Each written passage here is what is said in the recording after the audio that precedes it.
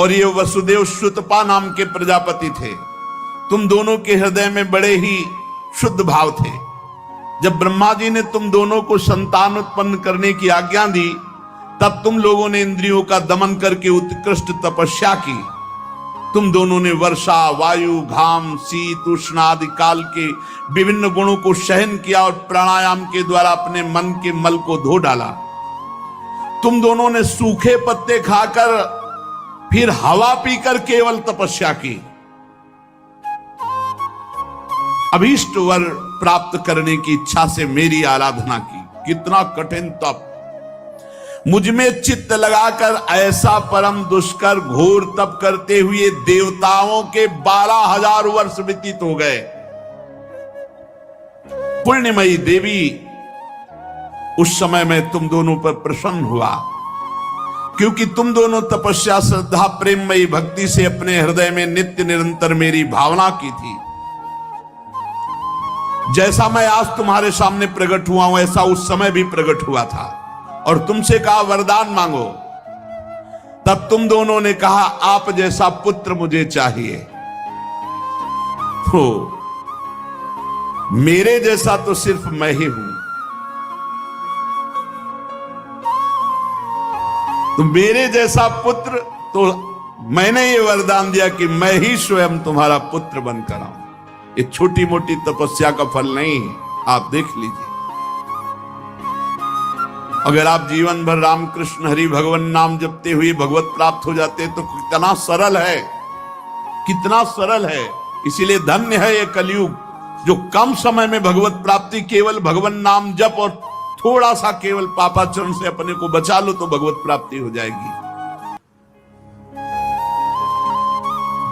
हे माता जी, मैंने देखा कि संसार में शील, स्वभाव, उदारता, अन्य गुणों में मेरे जैसा कोई नहीं, इसलिए मैं ही तुम्हारा पुत्र हुआ। मैं ही प्रश्न गर्भ से, वामन रूप से, और इस समय तुम देवकी वसुदेव हुए तो वासुदेव के रूप से। एक बार मैं वचन बोलता हूं, उसे 3 बार पूरा करता हूं। ये भगवान का है।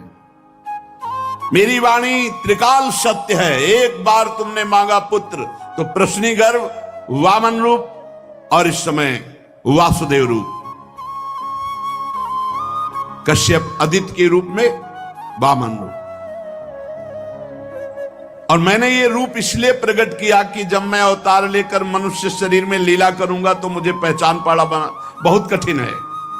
इसलिए तुम लोग ध्यान रखना मैं कौन हूं। ये खास बात, एक खास बात ध्यान देने योग्य बात है। भगवान कह रहे कि तुम दोनों मेरे प्रति पुत्र भाव और निरंतर ब्रह्म भाव रखना।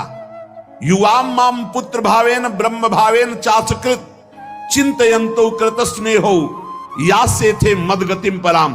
तब तुम मेरे परम पद को प्राप्त होगी। चिंतनीय कौन है गोपाल जी, कौन है लाल जी? कह रहे तुम मेरे प्रति पुत्र भाव और निरंतर ब्रह्म भाव, इस प्रकार के चिंतन द्वारा तुम मेरे पद को, मेरे प्रिया प्रीतम है कौन? देखो हित सजनी जो नहीं कह रहे, जैसे हित हरिवंश करत अपनो जस प्रगट अखिल ब्रह्मांडन। अखिल ब्रह्मांड के अधिपति हैं। पर ब्रह्म परमात्मा तत्व की उपासना हो रही। हमारा भाव है कि वो हमारे यार हैं, हमारे मित्र हैं, हमारे पति हैं, हमारे पुत्र हैं, हमारे स्वामी हैं, जो भाव रख सके, लेकिन है कौन? इसीलिए शांत भाव है। शांत भाव में पूर्ण तत्व ज्ञान हो जाता है। भगवान इतना कहकर चुप हो गए।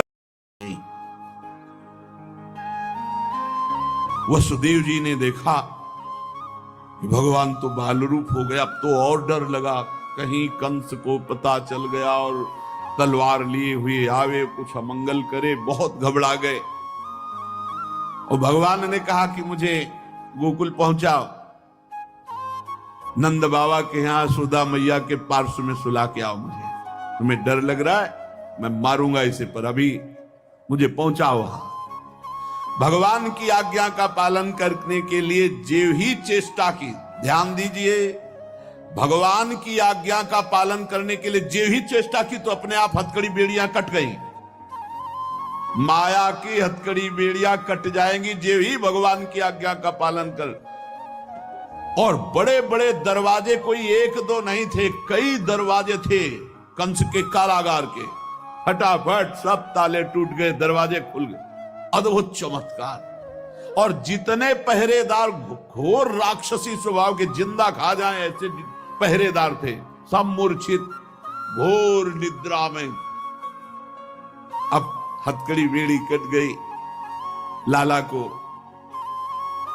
लेकर के चले। उस समय घोर बादल छाए हुए, अंधेरा, कुछ दिखाई नहीं दे रहा। कितना कष्ट में जीवन भक्त। अब सोचो, अभी अभी तो प्रकट हुए हैं और अभी अभी त्याग करने जा रहे हैं, अभी अभी त्याग करने। इधर समस्त द्वारपाल सब सोए हुए हैं, वसुदेव जी भगवान को लेकर। वर्षा हो रही, पीछे पीछे गुप्त रूप से शेष भगवान फण धारण के, मेरे प्रभु को बूंदे ना लगे। जब वो लीला कर रहे, वसुदेव जी को पता नहीं कि पीछे शेष भगवान फण धारण किए। वो तो बस चिंतन में चले जा रहे हैं, कैसे वहां जाएंगे, कोई जान ना जाए कोई। और वहां पहले ही योग माया ने पूरी व्यवस्था करी, पूरा का पूरा परिकर सब बेहोश है नींद में, किसी को सुध नहीं है। केवल यशोदा मैया को प्रारंभ में इतना था, कुछ हुआ और बेहोश हो गए। क्या हुआ? इंद्रिय वृत्तियों की चेतना हर ली, सब अचेत हो गए। इतनी मोटी जंजीरें लगी हुई थी, ताले लगे हुए थे, जेल के साथ टूट गए। भगवान श्री कृष्ण को गोद में लिए हुए जैसे जैसे आगे बढ़ते, सब दरवाजे अपने आप खुलते चले थे और पहरेदार सब सो रहे। बादल नजदीक आकर मानो बरस रहे हो, ऐसे लटक लटक के बादल। शेष भगवान अपने फणों से जल को रोकते हुए हजार फण पीछे पीछे चल रहे। यमुना जी ने देखा कि प्रभु पधार रहे, तो पहला चरणामृत तो हमारे अधिकार बनता है। अरे जिनके चरणों का ध्यान बड़े बड़े महापुरुष शिव आदि करते हैं, आज वही प्रभु मेरे पास आ रहे हैं। आनंद में भर गई यमुना जी और उफान। यमुना जी ने जब उफान आनंद का लिया तो वसुदेव जी के प्राण बहुत घबरा रहे हैं कि अब क्या करें, लौट सकते नहीं, कोई नौका आदि है नहीं। चलो प्रभु ने आज्ञा करी है तो वही देखेंगे। अब मेरे प्राण चाहे चले जाए, मेरे लाला को कुछ ऐसे। यमुना जी उफान कर रहे कि चरण छू ले, और वसुदेव जी उल्टा सोच रहे कि यमुना जी बढ़ रही तो लाला को बचाए। देखो ये समर्पण है, मेरे प्राण भले चले जाए, बस आज्ञा का पालन प्रभु को पहुंचाना है और सुरक्षित पहुंचाना है। यमुना जी ऐसे थपेड़ जोर जोर से बढ़ रही। भगवान ने कहा बाबा तो और ऊपर उठाते चले जा रहे, तो यमुना जी और बढ़ती चली जाएंगी। एक श्री चरण बड़ा, ये वसुदेव जी को पता ली, जो ही यमुना जी को श्री चरण प्रभु के स्पर्श हुए तो तुरंत नाभिभर हो गई और ऐसे एकदम शांत। वसुदेव जी बाबा के नगर में गोकुल में गए तो डर रहे थे कि कोई देख न ले, लेकिन वहां कोई देखने वाला था, सब सोए हुए थे। उन्होंने अपने पुत्र, अब वो ऐसे देख रहे ऐसे, और जहां सुलाया तो वहां भी पुत्र था, पार्श्व में योग माया और वही पुत्र। भगवान के इस अवतार में दो अवतार हुए, एक हुआ चतुर्भुज नारायण भगवान का अवतार जो वसुदेव देवकी के सामने, और एक हुआ पीछे आपने सुना है नंद बाबा और यशोदा मैया बहुत ऐश्वर्य समृद्धि सब रिद्धियां सिद्धियां खेलियां कर रहे, ब्रज तो यहां रिद्धियां सिद्धियां खेलियां कर रही, कौन पूछता है। चौथापन था। और ब्रजवासी बाबा की इस दशा को देख के सह नहीं पा रहे थे, बाबा खिन्न रहते थे। उपनंद आदि वृद्ध गोपों ने परामर्श करके पुत्रेष्टि यज्ञ का आयोजन किया। सबने यज्ञ पुरुष गोपराज नंद को पुत्र प्रदान करने की प्रार्थना की भगवान से। पुत्रेष्टि यज्ञ हुआ।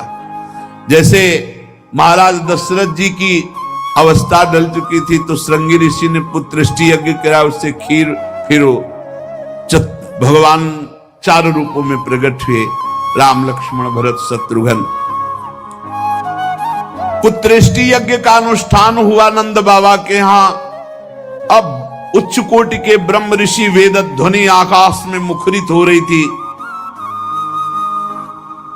गोपराज श्री नंद बाबा अंतापुर में यशोदा मैया के पास बैठे हुए कहा, यशोदा रानी इस बार पूरे ब्रजवासियों का आशीर्वाद हो, सब ब्रह्म ऋषि हैं, कई बार हो चुकी, इसका मतलब पुत्र के लिए कई बार उपाय किए जा चुके थे। इस बार फलस्वरूप में मेरे पुत्र होगा,